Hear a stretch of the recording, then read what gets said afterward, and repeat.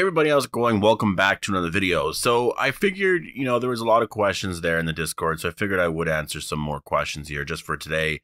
Just because, today is sort of a slower news day. There's not a lot of stuff to talk about. I do have some ideas of things that I want to do, but it's not like I don't have to do it today. It's not like I have to do it before episode 11 comes out, right? Like I did my big theory for a lot of the Stephanie's missing stuff, and so I think that definitely. The trailer, for the most part, I feel like is introducing sort of everything there, right? When you see shots of like Carol and Lance doing stuff, you have Connie and Kelly trying to figure out some stuff on their end, and then you have Eugene looking for Stephanie. I do think in the end, it's all going to mean the same thing.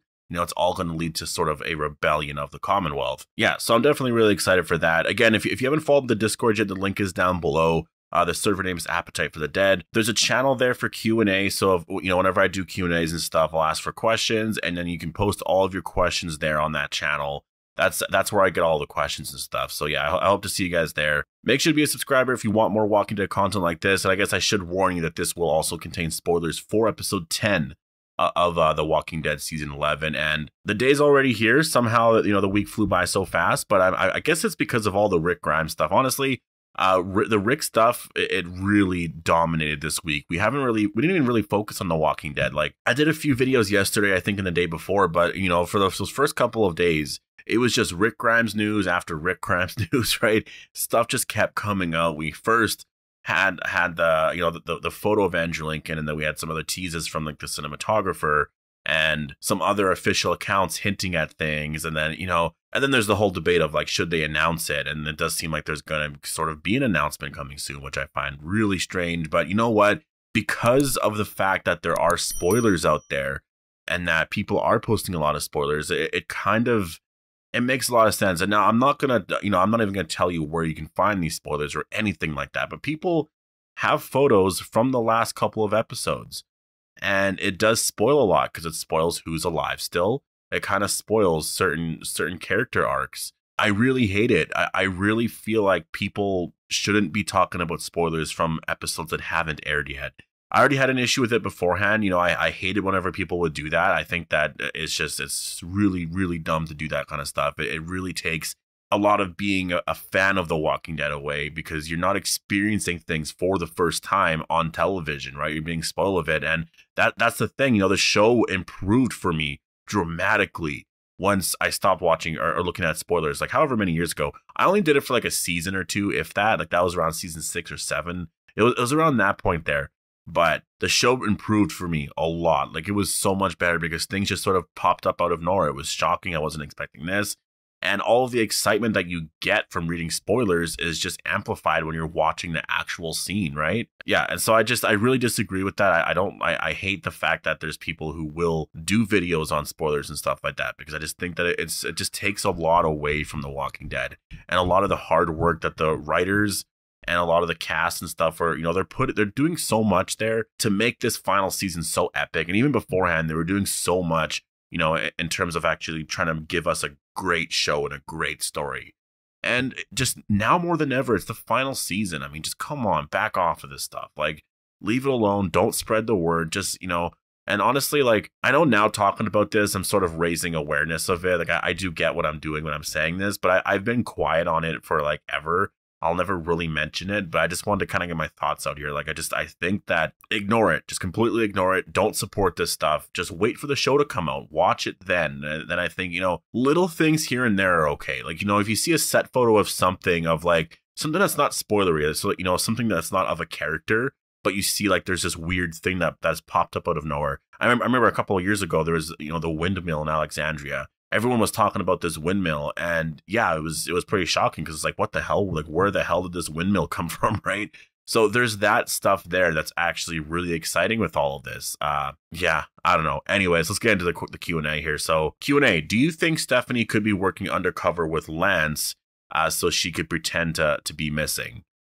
I don't know about that. That's kind of a lot to just pretend to go missing for like, I don't know, it depends on the motives and stuff, like that's, obviously it is possible. We don't know what happened. I just, they would have to explain why, and why would she want to leave Eugene? I know there's something off there, right? Because is she the woman that had the relationship with Eugene? No, She isn't. She's not the woman that was talking with Eugene on the radio. She obviously isn't. You know, unless she's crazy and she thinks she was. Like, she clearly knows that she wasn't the woman that was talking with Eugene, right? And so there's something off with that already. You know, like there's definitely something off with her disappearance. I feel like a part of it could be, yeah, she was sent away to the CRM, maybe because she was already a part of the CRM, right? Like I don't really know, unless she's in a different place in the community. But again, that's something that is just it's so off, just because of the fact that it doesn't really make much sense if she was sent to a different community, or like a different part of the Commonwealth, because you're going to run into her eventually. So like, where would she go, right? And as of now, I'm just kind of, my idea is that she was sent away. That, you know, I do think Max, you know, who's played by Margot Bingham, she was obviously the woman that was talking with Eugene. For some reason, she gave her name as Stephanie. So I don't understand the reasoning behind that. You know, that doesn't make a lot of sense. So I don't know. There's a lot of questions here that I have, and I guess we'll find out eventually. But, you know, in terms of working with Lance, I don't think that's it. I think that, or maybe in the sense that there's something CRM related. Because again, we are going to get to the point where the CRM is revealed. And so how? Is it going to be through Stephanie? Maybe not, but it's going to be through some source here at the Commonwealth, right?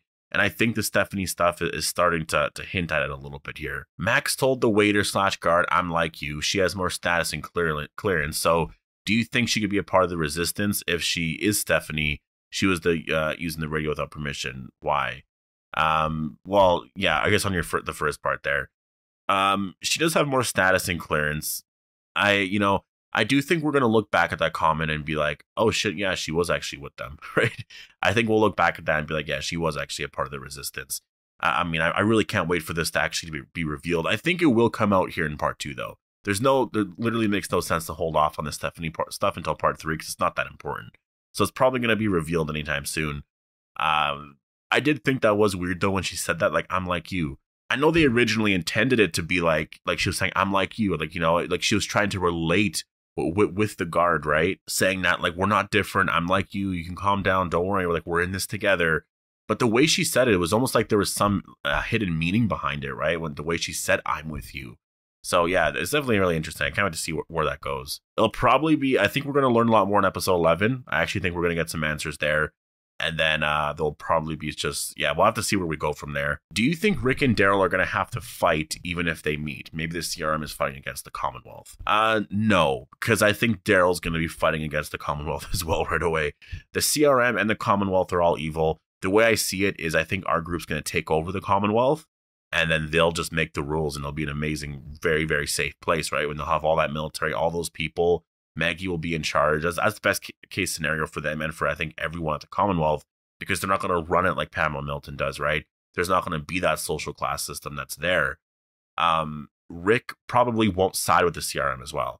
You know, people are under the impression that Rick's just going to join the Civic Republic. I don't get that. You know, people are always posting things of like Rick's face on in a Civic Republic uniform. And I'm like, Rick would never do that. He literally would never side with them. Never, ever, ever, ever. Like, he just wouldn't. Like, he's going to be thrown in that jail, probably the health and welfare complex, right? That was hinted at in World Beyond. He'll be in there because he refuses to do it. Maybe at some point he has to kind of accept it for a little bit and do something, but it's going to be for a little scene. It won't be that long. Q&A, not sure if this is possible or not, but since Terry Crews is joining The Walking Dead, do you think he will play as KAPOOR in season 11? No, if anyone disagrees with this decision that I brought up, then I apologize and I'll delete it. I don't even know who that is. 1 second. Okay, so upon looking it up, his name's actually KAPOOR.